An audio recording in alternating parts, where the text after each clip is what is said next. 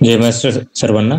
तर तुमच्यासाठी एका महत्त्वपूर्ण विषयावरती व्हिडिओ घेऊन आलो आहे, तो म्हणजे माझी लाडकी बहीण योजना जी आहे, मुख्यमंत्री माझी लाडकी बहीण योजना, त्याच्या तिसऱ्या हप्त्यासंदर्भात खूप महत्त्वपूर्ण माहिती देणार आहे.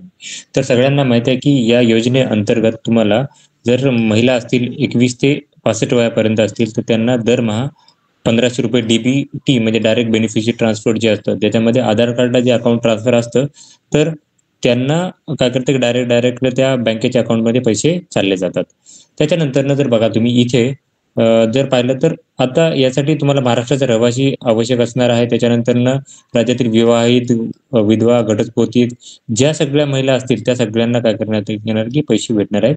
21 ते 65 वय असणार आहे. आधार कार्डशी बँक खाते तुमच्या संलग्न असलं पाहिजे आणि उत्पन्न जे आहे ते 2.5 लाखापेक्षा जास्त नसावे, ही अट होती.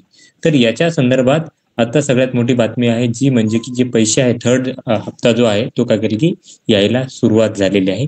त्या महिलांना हे पैसे जे आहेत ते यायला सुरुवात झालेली आहे. आदित्य तटकरेचं मी तुम्हाला ट्विटही दाखवतो. त्यांनी सांगितलं होतं की ते पैसे यायला सुरुवात. बघा इथं यांनी सांगितलेलं आहे की या योजनेचा लाभ 1,90,00,000 बहिणींना देण्यात आलेला आहे आणि ज्या 60 लाख महिला आहेत त्यांना लवकरच लाभ देण्यात येणार आहे, माहिती काय केली की देण्यात आली नाही.